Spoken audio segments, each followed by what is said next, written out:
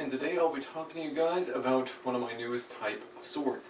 Now, if y'all have actually taken a look at both the Crusader cross on this kite shield and including seeing my heater shield, yeah, that's right guys, I'm talking about a Crusader sword. And in fact, one of my most favorite type of swords in history. Reason is mainly because of the factorial reason they're extremely badass. So where is it? Well, for one example, I'm wearing it. Now, with this belt I had to get it separate, which is kind of a big disappointment really. But I will leave links to both the sword and including the weapon and including the belt itself for that, so that way you all can buy one. Now, I love these swords for a particular reason.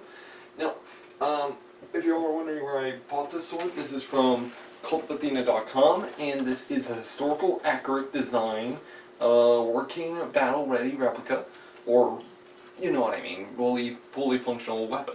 In other words, technically not a display weapon. This is a fully functional weapon. It comes in with, well, a wood-covered a wooden sheath covered in with leather, and as well with a steel cap. Now as well, this is also labeled as a Viking sword, a late Viking sword, and which is actually kind of true really. Because these were technically labeled as broadswords until they got a couple of inches longer. In fact, this is like an inch or two longer than the average broadsword at the timeline. In fact, this actually has a good weight design for me to both cut and thrust. Now, the best part about this is not the blade itself, but also the guard and the pommel. How so? Take a look. Now, if you all don't know what this type of pommel design is, this is a Brazil nut pommel. Now, here you already, Templar Brazil wasn't founded at the time. Here's the thing, they only started calling these Brazil nut pommels by the time after long after this sword went out of fashion. So, why is this pretty much a very great sword? Or a very great arming / broadsword? Well, the reason is, this was a famous Crusader swords in history. In fact, these originally came around by the time of the late Dark Ages. In other words, sometime, well, at the before the Battle of Hastings, in which these were used by pretty much everybody in Europe, from the Vikings to the Saxons to the Normans to the Franks. Everyone in Western Europe wanted something like this. Why? Well, take a good look. Because of this type of pommel design, as you all can see, because of the Brazil nut pommel, you all can see that if I was to put my hand around it, it doesn't pinch my hand. In other words, because of this smooth grip design pommel going downward, it actually works for my hand instead of against it.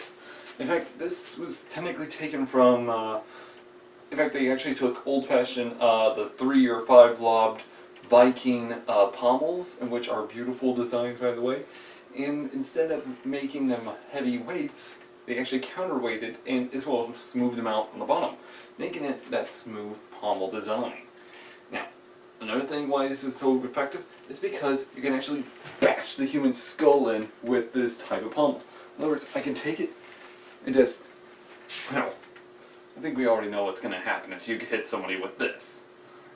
But the thing is, this weapon is extremely dangerous on the battlefield. Why?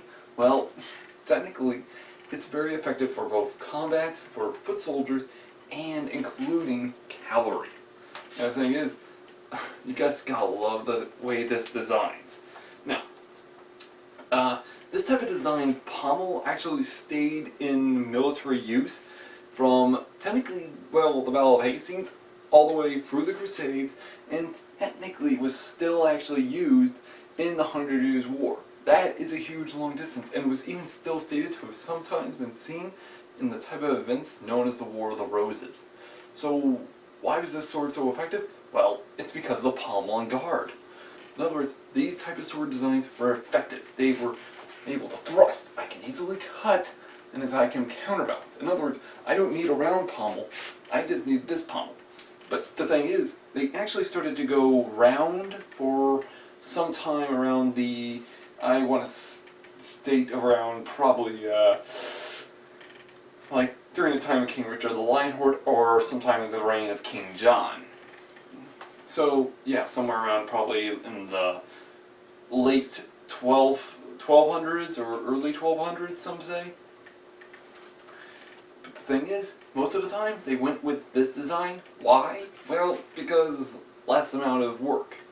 And because the reason being, it actually works as a good weapon. In other words, I can actually easily bash somebody in the head. And the best part is, if you were to hit somebody with this piece, I think this would work a lot more better than a round pommel. Plus, it can easily lock my hand in there without having to worry about it, well, just falling out. Plus, most of the time they actually did attach like a small string attachment to this thing, to the bottom end of the pommel, to keep it from locking off. In other words, I have one strand, I have it tied to here and as well my wrist. That means if I were to drop the sword, it would just drop so lightly that I can easily piss it back up like that. Now, these shields were very effective on the battlefield, and especially during the time of the Crusades. And as well, they were mostly famous because of this type of combat. In other words, I can easily move, get in, get out. That's how well it worked with the shield. This is why I love this sword in history. Now, the broadsword, this type of era of broadsword was still famous, but the problem is, most people don't call it a broadsword, some people call it an arming sword. As I stated before in my video on the evolution of the broadsword is defined by both its width and its length. So, in other words, that's what makes a broadsword. So, is this a broadsword? Honestly, that's a hard answer question, really. Why? Well, we take a look at it. Now, it does have a fuller, and yes, broadswords did have these. And I hear it already. But Templar, if it has the crossguard, then it means it's an arming sword. It's not a broadsword. No, that is wrong. Broadswords are extremely dangerous weapons. In fact, pretty much the first broadsword in history was stated to have probably been the Hallstatt Gunlingen sword, which technically has a very broad like blade and as well barely an amount of a thrusting tip. So it was labeled as a broadsword at the time. Until later on in history, the Latin sword got its clothing, and as well even the Spada became known as a broadsword. Same thing goes for the Frankish broadswords, and so on, until they evolved to this. So, yeah. Now, I would want to say this is a broadsword, but I don't also want to say it's a broadsword. But at the same time, I love this sword, so I want to say it's a arming / broadsword, give or take, depending on its length. In which, if you all don't understand the length being of a particular broadsword, well, let's actually get the measuring tape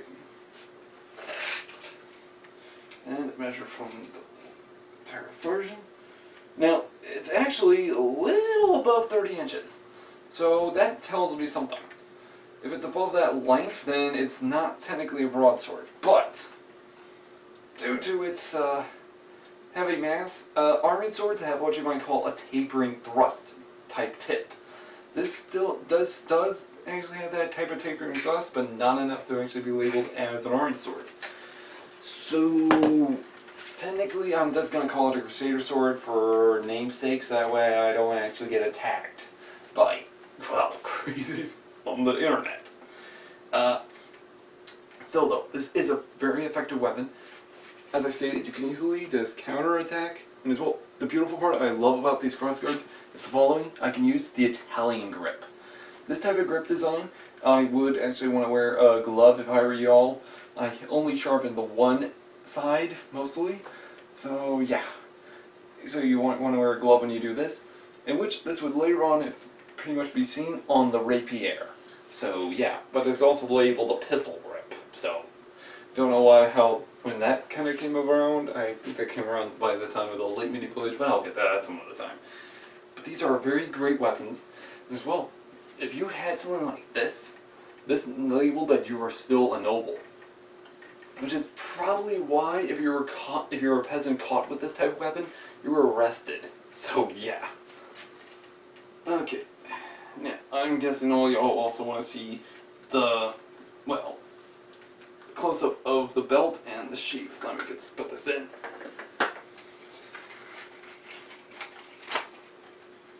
And remove the belt. Now this is a double wrapping belt, as you all can tell, due to its long length. I don't have to worry about just having the sword just resting on one end of the belt, like a normal everyday belt would. This is a double loop. In fact, it's even stated that these type of belts were used by the Celts, the Germans, the Scandinavian people, technically, well, anybody who had, well, a sword attached to the belt. In other words, if you're not having a baldric on you, this technically is not labeled as a baldric. This is actually a double sheath, or a double looped belt.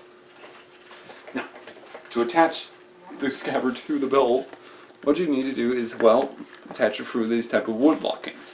So yeah, this is actually attached to the scabbard, and it also has that beautiful steel well, cap down here. And the beautiful part about this is a very lovable type sword. And I love these swords as much as the next guy. Reason being, you don't want to get hit with one of these. It's actually estimated that at the Battle of said Tehran or Tyre, it was stated that the Muslim forces actually felt the blow of these weapons so badly that it was stated to have been felt through their armor. Which is why in medieval depictions we even see Crusader swords lobbing through human skulls. However, I don't think they would have really done that if they were wearing a helmet and mail all attached, but they would have felt the blow anyways. But you get my point. But anyways, y'all, I will be covering more of the weapons and armor that I've actually acquired from the month of July very soon. And hopefully all you can actually see them as well. Have a great day, guys.